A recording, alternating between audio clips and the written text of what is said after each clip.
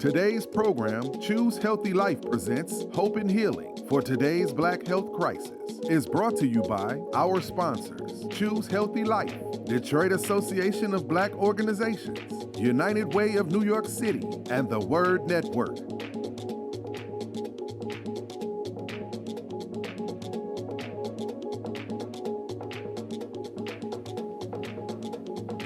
Good evening and welcome. I'm Gerald Smith, your host for this evening. In all my years as a PBS host, I've covered almost every African American in life. Today, I'm truly concerned about the state of Black health in America. It's been said that when America sneezes, the Black community catches pneumonia. Historically, this is because our people either don't have health care, skip regular checkups, or have a fear of doctors and medical care. In fact, African American adults are a third more likely to be obese. Over half suffer from high blood pressure, and suicides are up. And diseases you expect to find in older patients are now being found in younger African Americans. But these conditions are preventable. We can do something about this. Let's take ownership of our health. Beginning right now, you can choose a healthy life.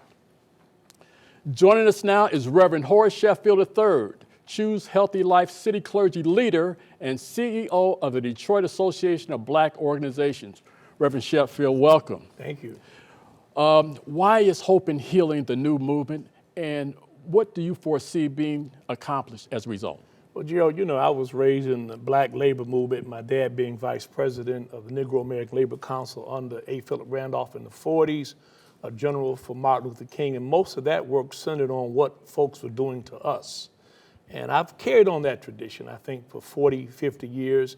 But this pandemic, COVID-19, opened my eyes because so many of us were dying. I knew more friends and family, and I began to realize that there were real health disparities, and that the real fight is for us to choose our own path and course for a better life. I mean, it's what other folks do to us is one thing. What we can do to have a better life is another. Right. And so in almost everything that I examined, I found out that, we were, underserved.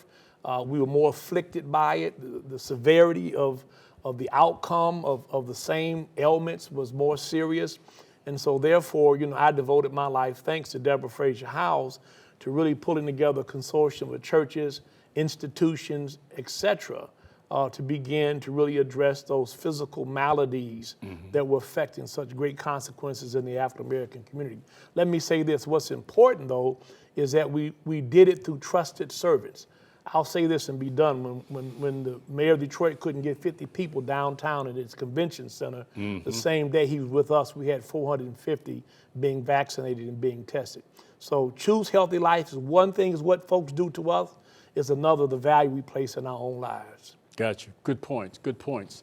Choosing Healthy Life was founded by Deborah Fraser Howes in November 2020 and launched on Martin Luther King Day in 2021 under the leadership of its National Clergy Health Leadership Council, chaired by Reverend Calvin O. Butts III and Reverend Al Sharpton. You look historically, the first institution coming out of slavery that blacks had, that we owned and operated, was the Black church. And it is for that reason that it is the eternal place of trust. There are people who need human contact.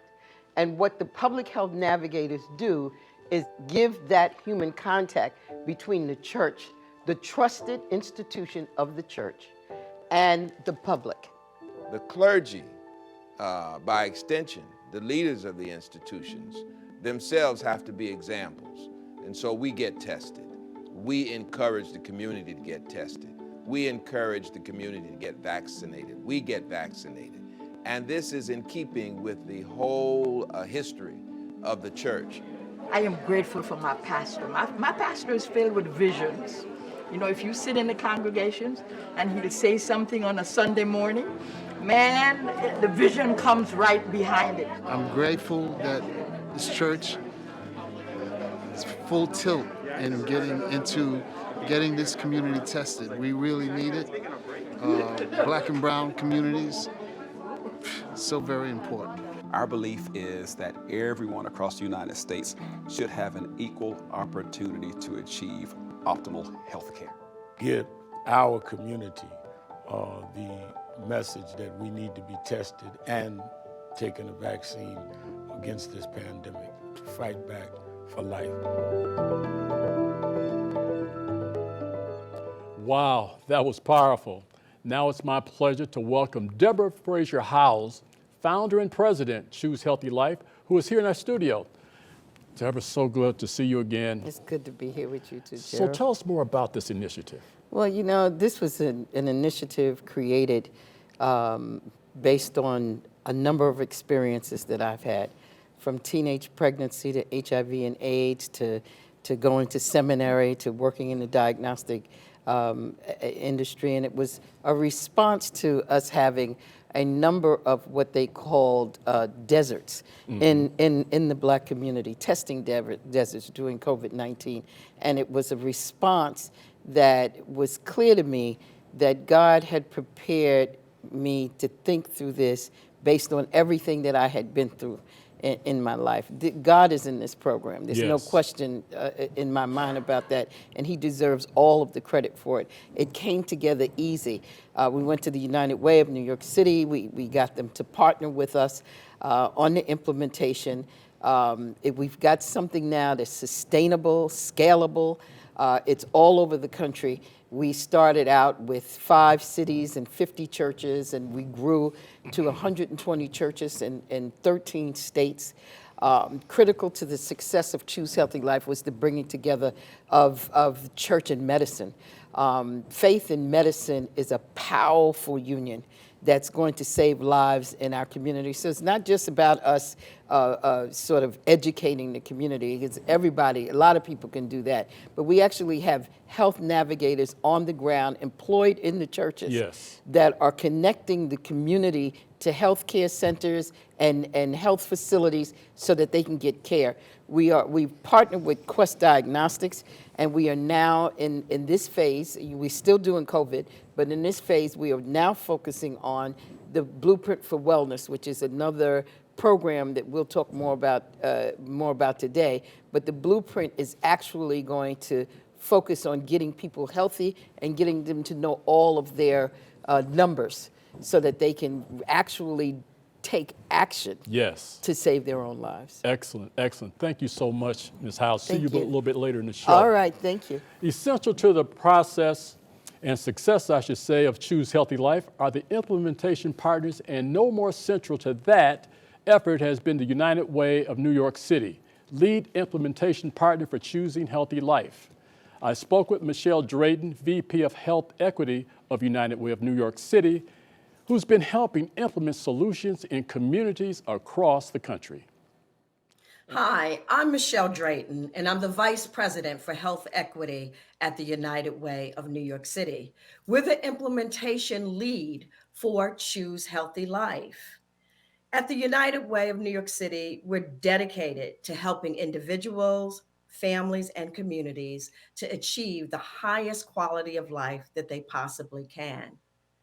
Choose Healthy Life is really a model for strengthening community health programs by increasing the number of lay healthcare workers that are supporting the community to access healthcare. Choose Healthy Life uses one of the most trusted entities in the community, and that is the church. It's a faith-based led initiative that is dedicated to addressing community wellness and really helping people to access the highest quality of care possible. We're using the Blueprint for Wellness, and we're also linking people to healthcare services so that they can get the care that they need at the right time for the best provider. The United Way of New York City is proud to be an implementation lead. We're bringing private partners together with public partners and community-based organizations, and of course, the faith-based community, to create healthier communities and to ensure that Black and Brown communities have better access to care so that we can address healthcare disparities and build healthier communities. Thank you so much, Gerald, for opening the show. My name is Dr. Reed Tuckson. I'm a co-founder of the Black Coalition Against COVID and a member of the medical team for Choose Healthy Life. It's a great pleasure and privilege to be with all of you this evening for this important event. Our community's response to the COVID pandemic has taught us the value and the urgency of bringing our Black science and medical professionals together with our faith leaders in close partnerships, with each contributing its expertise in the fight to save the lives of our people. Let's be frank. We have a lot of work ahead if we're going to achieve the quality of health that allows all of us to realize the full extent of our God-given human potential. And now, as we continue to fight against the COVID virus, and by the way, it ain't over, we must turn our attention to long-standing and recently neglected health threats that have disproportionately affected our community. Tonight, we will talk about 3 of the most important health challenges that we face: obesity, hypertension, and mental health conditions that result in something that we don't like to talk about but should, and that's suicide. We have some terrific experts joining us, so let's get right at it. By now, all of us should have gotten the message that obesity is more than a cosmetic or body image issue. It's also a medical issue with important health consequences. Consequences such as diabetes, heart disease, cancer, joint problems, and as we have seen dramatically demonstrated over the past 2 years, susceptibility to dying from COVID. Earlier, I had the pleasure of speaking with obesity expert Dr. Fatima Stanford, Associate Professor of Medicine and Pediatrics at the Harvard Medical School and a member of the Choose Healthy Life Medical Advisory Board. I'm excited to share with you what she had to say, so let's play that video now. As I indicated in the introduction to our show, obesity is a major priority for our Choose Healthy Life campaign, and there is no better expert to guide us on this journey than Dr. Fatima Cody Stanford. She is an obesity medicine physician with special training in both internal medicine and pediatrics. She holds the title of Associate Professor of Medicine and Pediatrics at the Harvard Medical School. Simply put, she is one of the most highly cited scientists in the field of obesity. Welcome, Dr. Stanford. Well, I'm delighted to be here. Let's get this going. Well, to start us out, we hear the terms obesity and overweight a lot. Help us to understand what they mean and the difference between being obese and being overweight. Well, actually, I'm going to actually delete one of the words you just said, but I'm glad that you said it so I can delete it. And that's the term obese. Obese is a label and obesity is a disease, which leads me into how we distinguish the disease of obesity from overweight. Now, body mass index is what we have utilized to determine one's weight status. A person is considered to have a normal weight status if their BMI or body mass index is between 18.5 and 24.9. A person is considered to have overweight if their BMI is between 25 and 29.9. And then those that have obesity are typically characterized by a body mass index greater than or equal to 30. Now, within that, there are 3 classes of obesity: mild, moderate, and severe. Mild obesity being classified as a BMI of 30 to 34.9, moderate 35 to 39.9, and then those with severe obesity, a BMI of greater than or equal to 40. Now, I just spent all this time talking about BMI, but I'm going to discredit BMI right now. BMI is based on just height and weight, and it's actually based upon the Metropolitan Life Insurance Table data from the 1930s and 40s, where they sought to determine what your risk of dying was if you were a white man or woman insured by the Metropolitan Life Insurance Tables. So the current tables that guide what we say is overweight and obesity do not reflect Black bodies like mine or yours. They actually do not actually include us.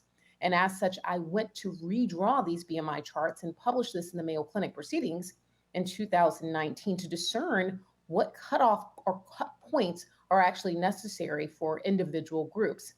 Now, I must say that obesity is a disease governed by the brain.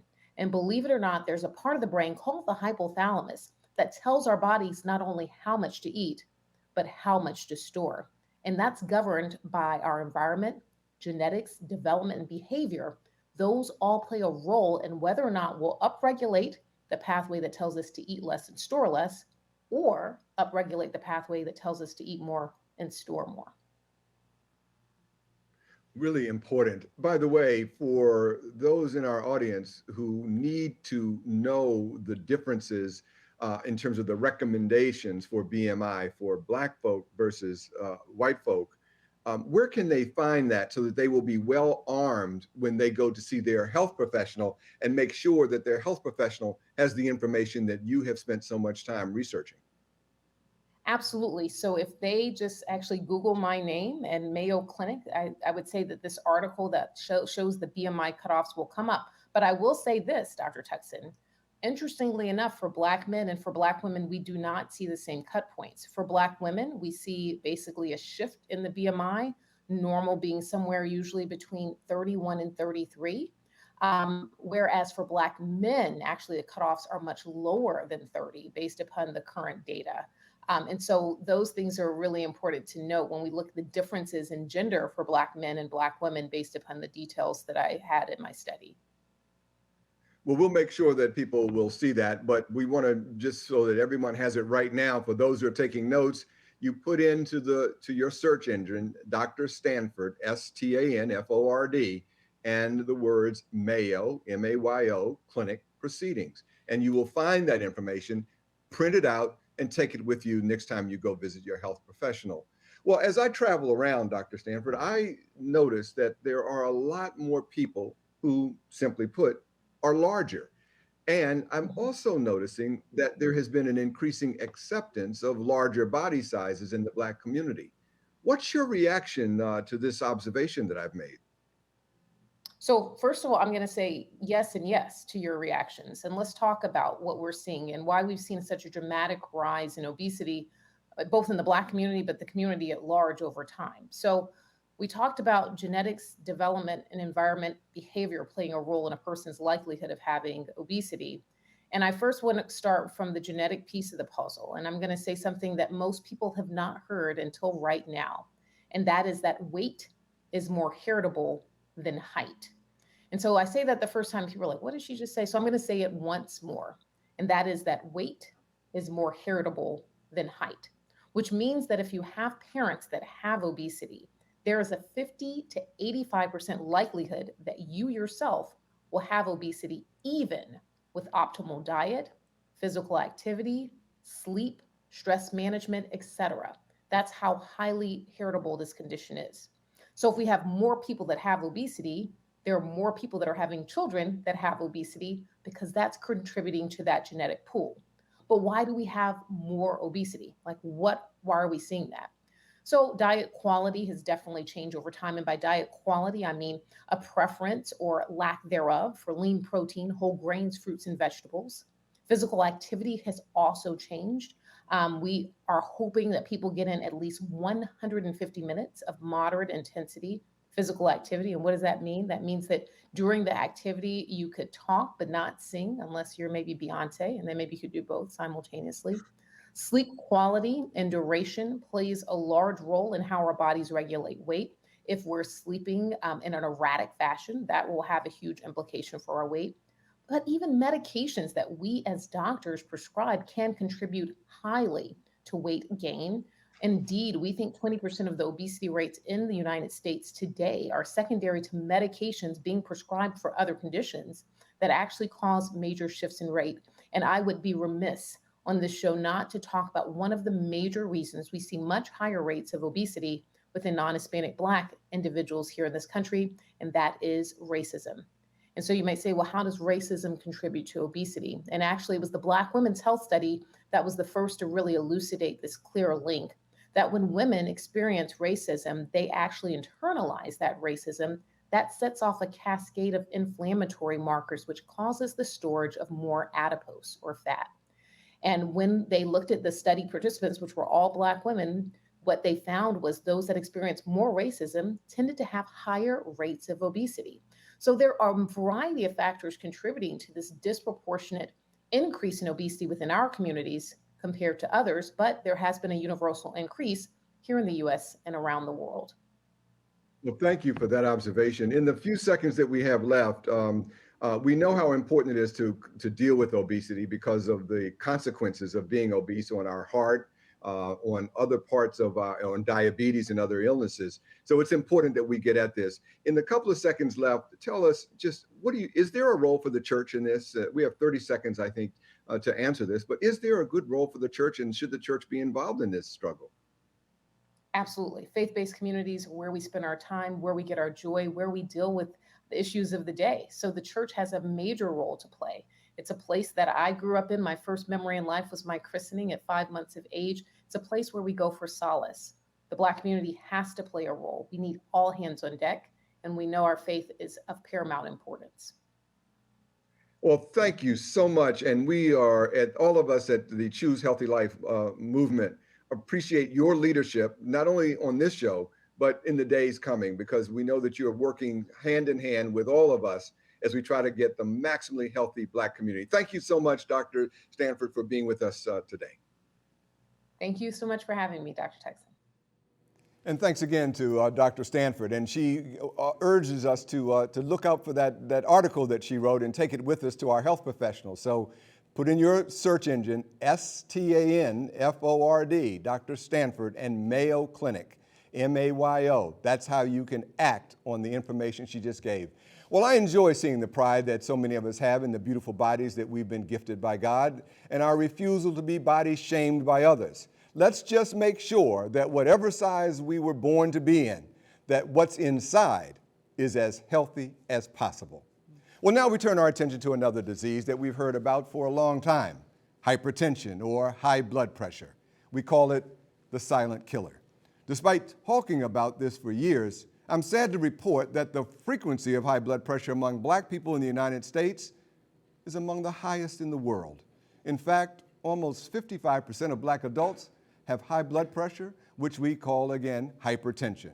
And we have disproportionately high rates of more severe hypertension, and unfortunately, it develops earlier in our lives, which means its consequences affect us for much of our lives.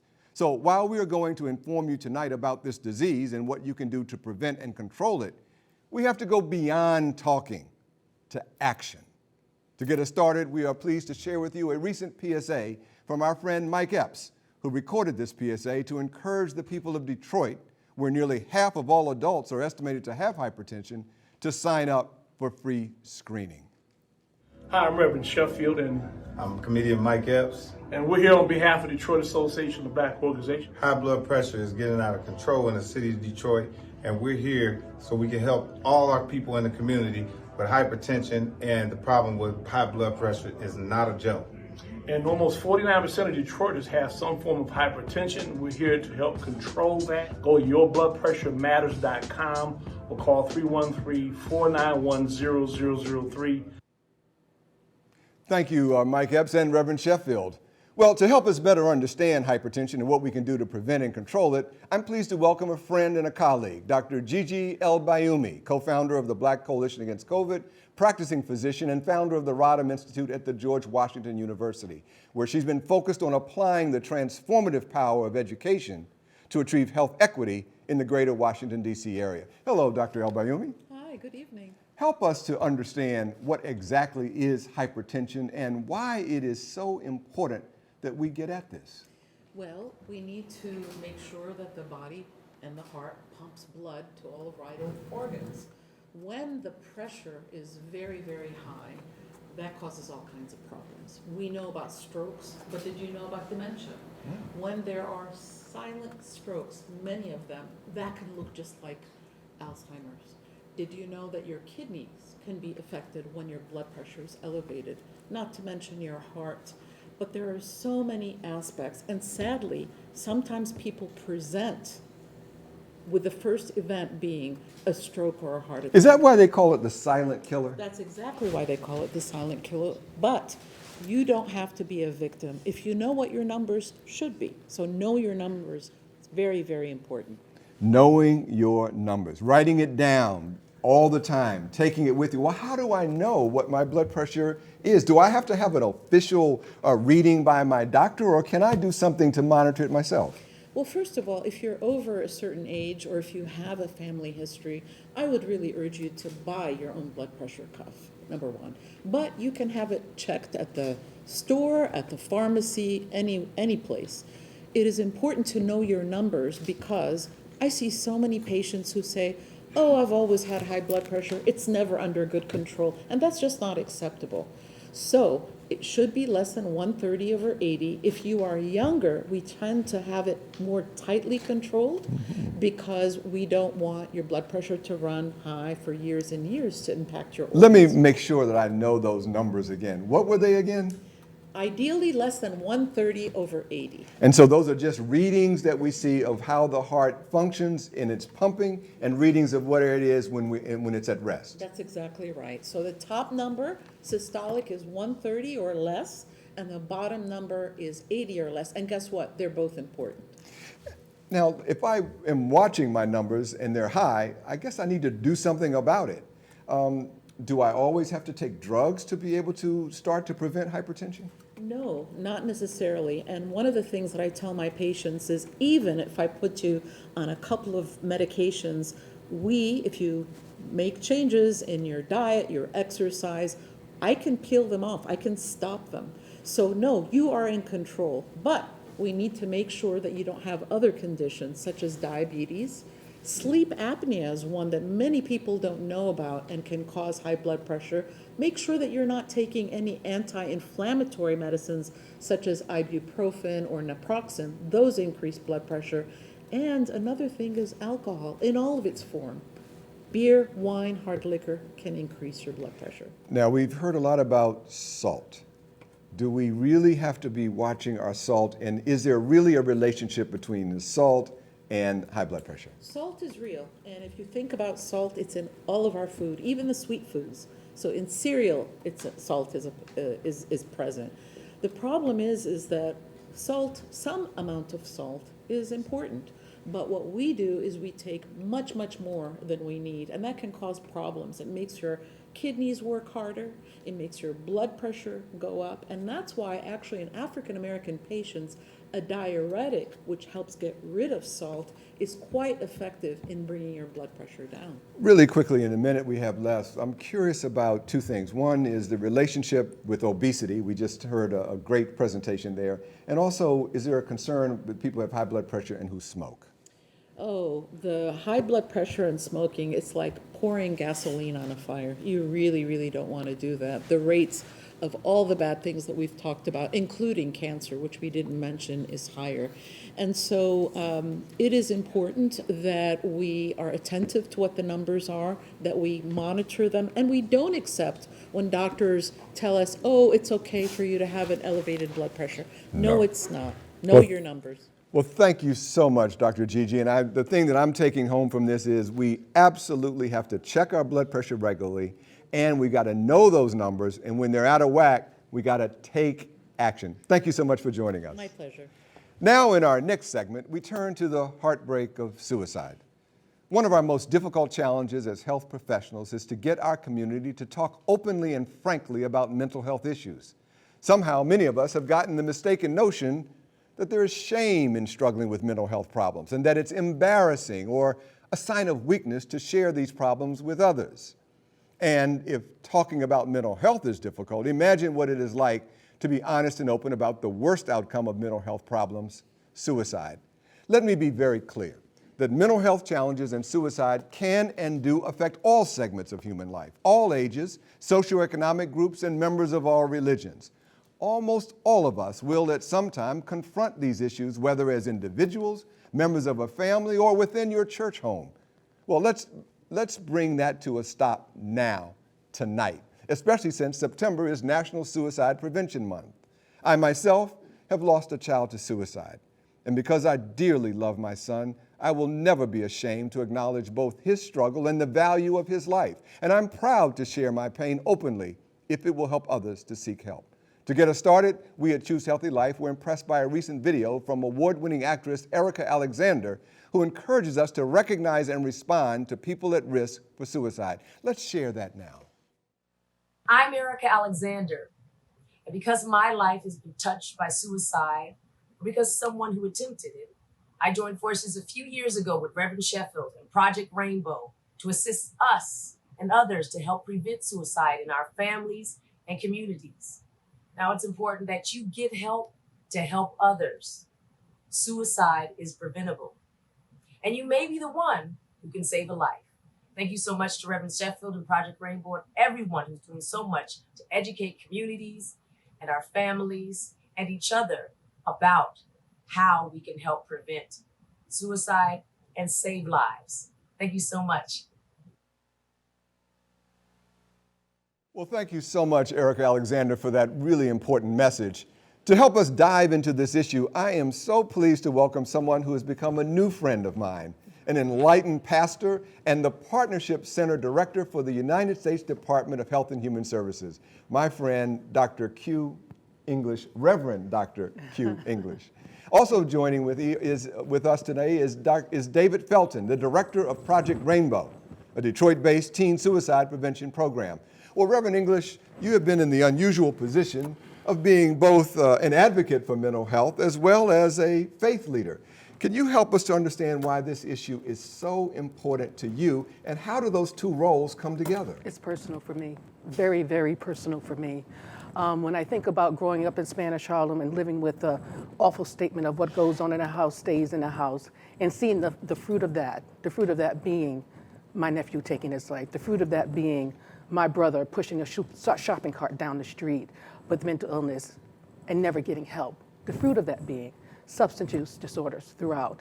And so when I think about why I do it, it's very, very personal.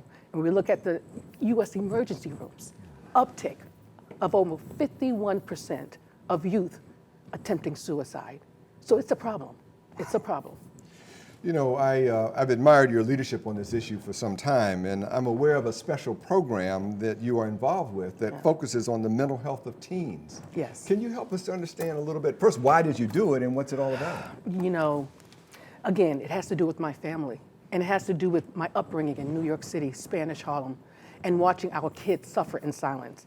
You had 13 years old black boys today are topping the charts in suicides, and that has been unheard of. And then when you think about what they had to go through COVID and their parents, losing loved ones and their parents, and the isolation in school, it has increased even more.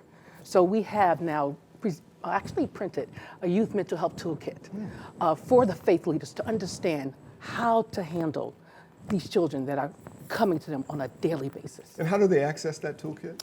You can access this through our Partnership Center website at hhs.gov. hhs.gov. Well, thank you so much for that. And to add some more perspective on these issues, let us turn to a video that we think is really important to be able to emphasize clergy leaders responding to the question that I posed to you. Why do faith leaders think it's so important to be involved? Let's play that video now. I grew up with one of the most horrific statements that can be made in anybody's household, and that was, what goes on in the house stays in the house. And for me, and as a black family, that nearly destroyed us. And it wasn't long after that, my nephew, 14 years old, hung himself. It wasn't long after that when you found my brother pushing a shopping cart in the middle of the street. Yeah, he was that one. I'm the father of a suicide victim. My daughter was my only child. She was my heart, and she took her life. If there had been a helpline in that hour of crisis, it could have made a difference. I've personally had to receive mental health and assistance. I've had family members who've received mental health, who've thought about suicide.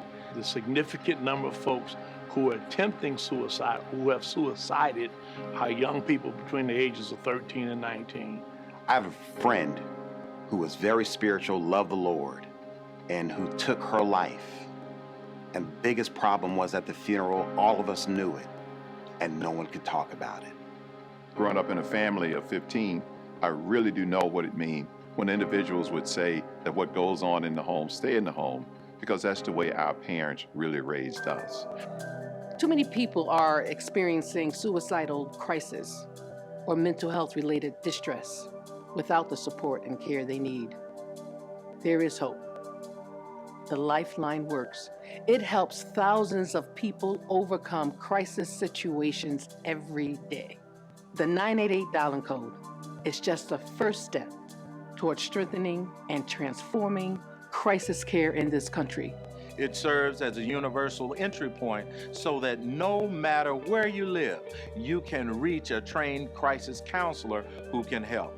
988 offers 24/7 access to trained crisis counselors who can help people experiencing suicidal, substance abuse, and other mental health crises. To reach the Lifeline, people can call or text 988 or chat 988lifeline.org.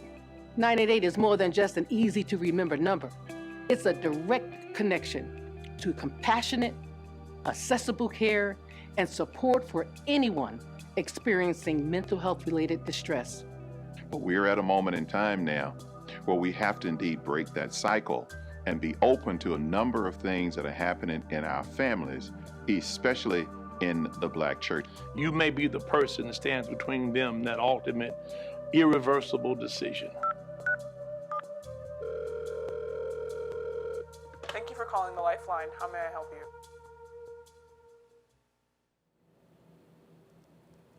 That was very powerful, and I was glad that we got a chance to share that with you.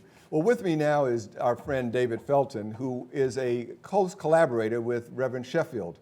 And David, I am aware of a special program that you are involved with that focuses on the mental health of teens as well.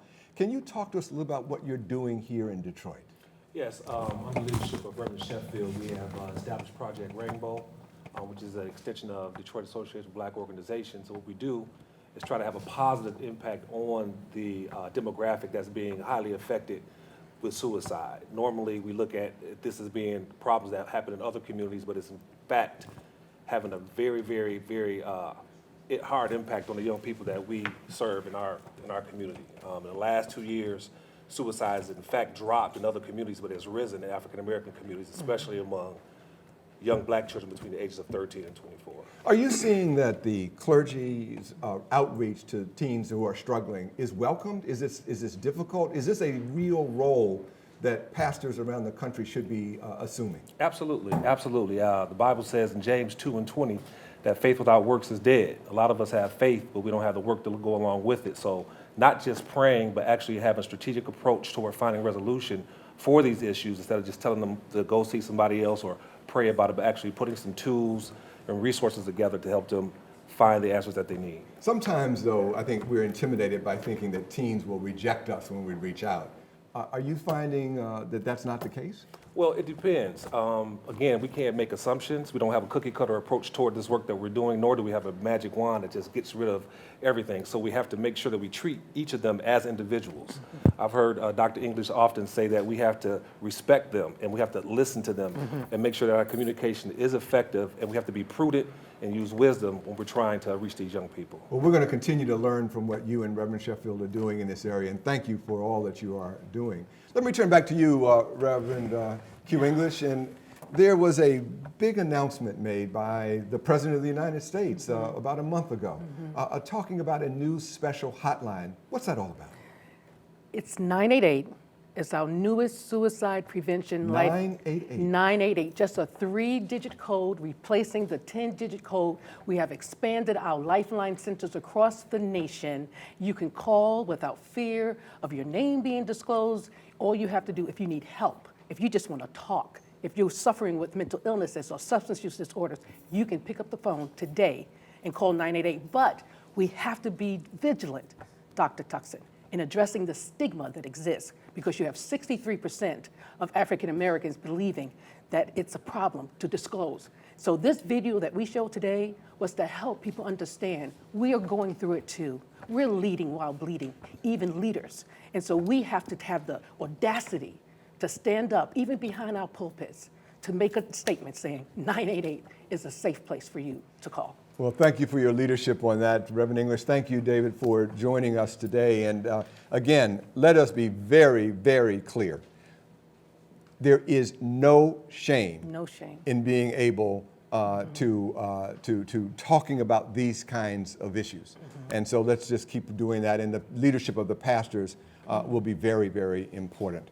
Well, and now in our final segment, we're turning our attention to the Choose Healthy Life movement and how it will evolve in order to advance the health and survival of our people. And so we're going to go first for a moment to a graphic that will help set the stage. and then we will come back with our very special guests.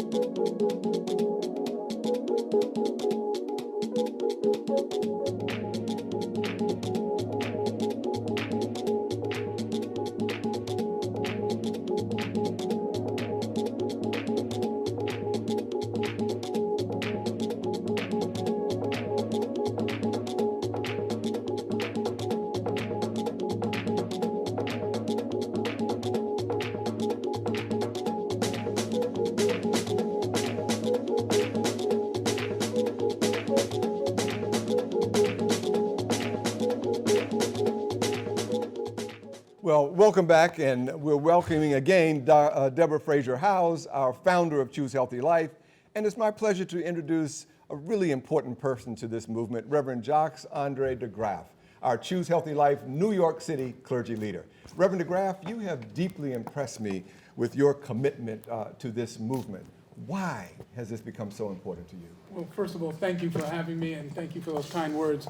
When Deborah and I were on a flight to come to this taping, this premiere tonight, the captain informed us that we're going through a storm, and you ought to fasten your seatbelts. Black America is in a storm right now, and we've turned to our captain. And the captain says in his word that in Deuteronomy, we have to choose healthy life. It's not just going to happen. As we were about to cross over into the promised land, Moses stopped everybody, said you have to choose healthy life. We have developed a message that is culturally and significant and impactful because it's built around our heritage. We're speaking to our people, and we produce results. From 5 cities and 50 churches, we're now in 120 churches in 13 states. Wow. Engaged over 23 million people. So the message is resonating because people understand that we're in a storm right now. And if we want to get out of the storm, then we've got to turn to our bridge over troubled waters, the church. What do you think is causing that traction around your peers who are pastors around this country? What's getting them involved? Well, partly because of the word and the marriage of science and faith, but also because of the resources. We're operating from a plan. We're operating from resources. The health navigators that we've been talking about, they get paid. They're there full time, and they're trained and they're professional and married with the message of the pulpit on Sunday mornings. That message resonates with people across the country. There's a yearning for answers that we can rely on. You know, with misinformation, disinformation, people want to know, can I trust these people? Can I trust these words? And that's what they've done. Deborah, you are a big proponent of building into this program something called the wellness journey. Yes. Talk to us about what is that journey? Well, you know, Reed, people, in the middle of COVID keep saying, we've got to go back to normal. When are we going to go back to normal? And I've been known to say that we are not going back to normal. We'll never go back to normal because we died in normal. So it is time for us to be on a wellness journey and get rid of some of the maladies that we've talked about on this show today. Dr. Gigi said we have to know your numbers when she talked about hypertension. Well, it's hypertension, it's diabetes, it's all those things that made us more susceptible to death than all other communities because we had all of these illnesses, obesity. We have to look at how we move the needle from this place to a place of full health for our community. We can't always be in the storm. We have to control some of this. And what we can control, we've partnered with Quest Diagnostics, and they're going to allow us to give free of charge to anybody in the community who wants it that comes through the church. They're going to allow us to give them a wellness report, a blueprint, and they're going to take their blood. They're going to give us information. It's going to be a blueprint of every number that you have. These are the kinds of exams that only people get, like in the Cleveland Clinic, and spend thousands of dollars for. They're going to allow us to do that in the community so that the health navigators can then be navigating those individuals who know their numbers to their health care providers, to their health care facilities, to federally qualified health centers, to other doctors to let them know that we're coming with some strength and some power, because there is power in knowing. And and they now know how to choose life with all of the numbers that they need to stay alive. There is power in knowing. Yes. We're going to come back to the health navigators in just a minute, but Reverend DeGraff, you're seeing some success in this program in New York. Tell us a little bit about what you think you're seeing as positive developments there. Well, one of the positive developments was the whole notion that, yes, we can. It's an empowerment notion when you know your numbers. It's an empowerment notion when you know the fact. And so when we went to the governor of New York and made the same presentation, she said that this is so powerful that I'm prepared to make a 3-year commitment, a multi-million-dollar commitment to Choose Healthy Life in New York. So we're going to be around, we know, at least in New York, for three years. And we've used that model in other states now. We've also developed a concept of Wellness Wednesday, where you go to your church on Wednesdays and something will be happening positive. The whole notion of wellness is as opposed to health. When people talk about health, they talk about not being sick. But we're talking about choosing wellness as a way of life. And Wellness Wednesdays will be the centerpiece for our progress. We've always known that health is not the absence of disease, but the mental, physical, and spiritual well-being of a people. And that's exactly what I hear you saying. Well, in many ways, the Choose Healthy Life navigators are the most valuable players on the Choose Healthy Life team. We're excited to share a video from Minyu Jones, one of the 130 Choose Healthy Life church-based healthcare navigators trained to increase access to information, care, and screening for the medically underserved in our communities. Thanks to Ms. Jones. Let's hear what she's all about.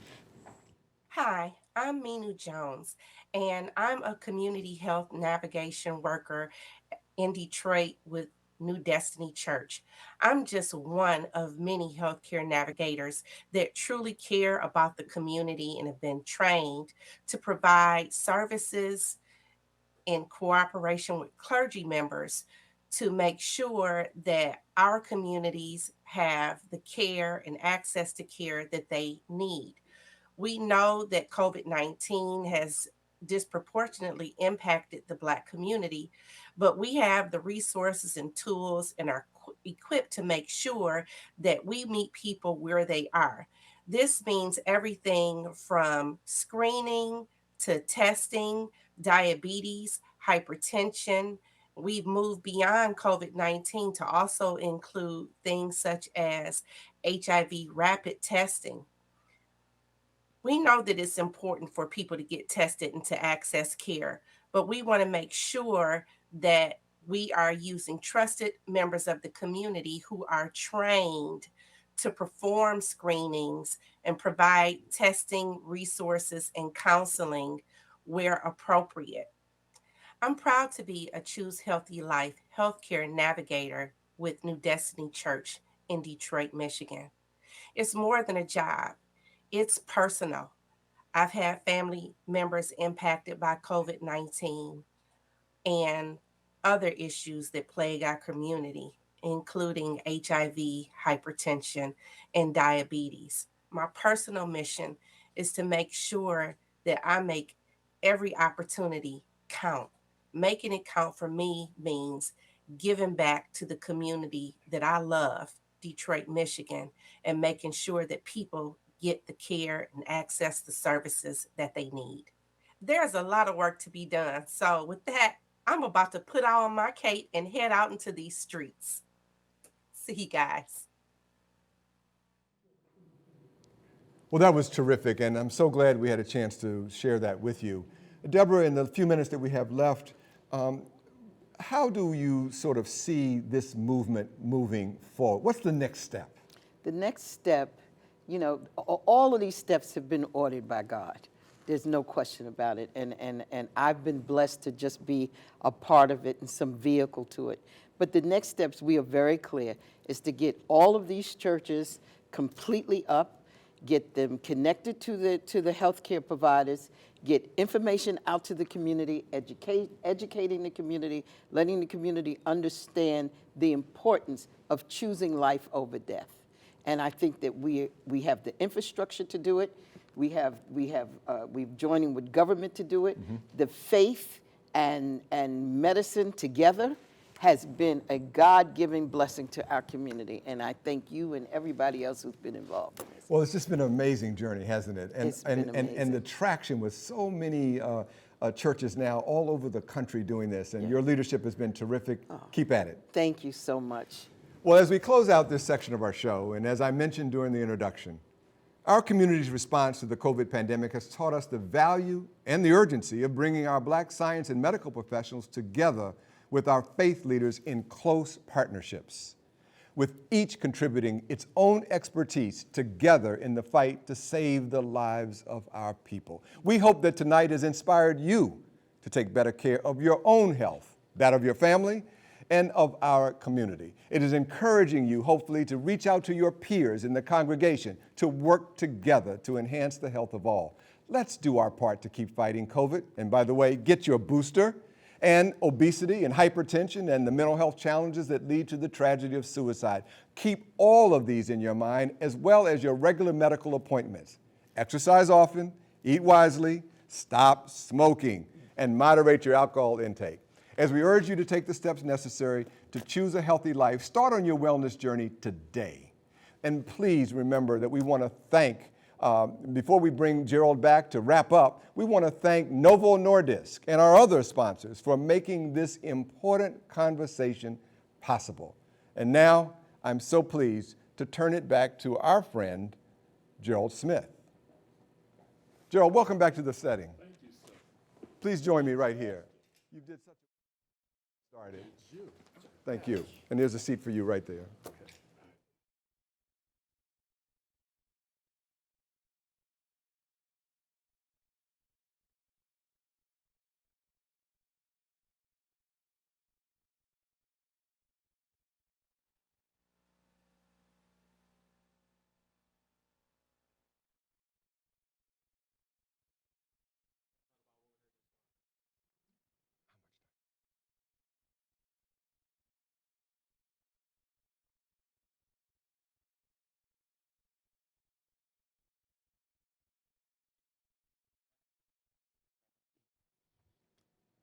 So, Joel, you heard a lot today, by the way, and as we close out the show, what impressed you the most about what you heard? You know, it was a call to action, Doctor, and that's what we need. We need a call to action for people to get off their good intentions and get involved and take control of their health. I mean, so many times, as I said at the open, we're afraid to go to the doctor. We skip medical appointments. We fear medicine. We have to overcome those health maladies, Doc, and move our health forward. Well, I don't want to put you on the spot, Gerald, but you seem very fit to me, and you certainly have a vigor about it. You seem to be doing the right things. What inspires you to take this kind of advice and make it personal? You know, I've had health challenges myself, but also had family problems with health problems with family members. So it doesn't take much to look around our community and see, well, this is not what I want to look like. And so I take ownership and control of who I am, not only physically, but mentally as well. So you put those two together, Doc, then I think you have the whole person. Well, one last issue that is particularly important, and I'm turning to your role as a journalist and communicator. Yes, sir. And that's the challenge of misinformation. I know from my own work that it's been tough fighting against those who do not mean us well, yes, who put all kinds of dumb stuff on the internet and social media, and too many of us prey on it.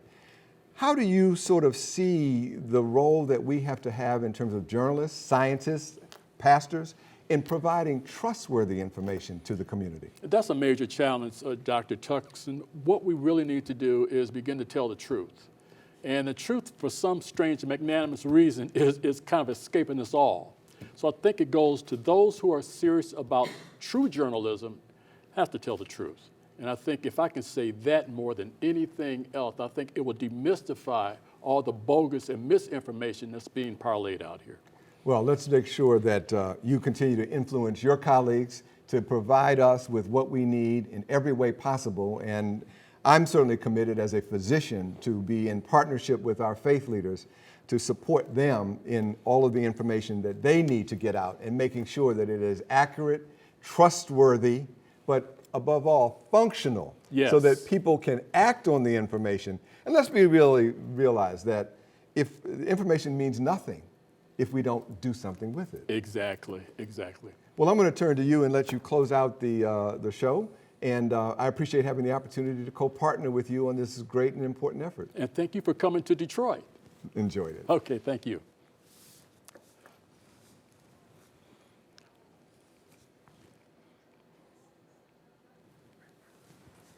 Well, I think that one of the things that we want to sort of just say is that we do have all this role together to play in managing our health and the health of others. And so we are thanking everyone for being a part of this, all of our guests. Yes. And remember, above all, everyone in the audience, choose healthy life.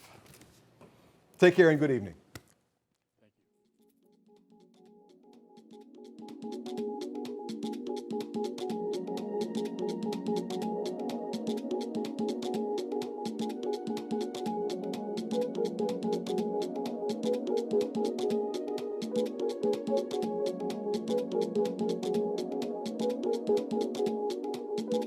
Thank you.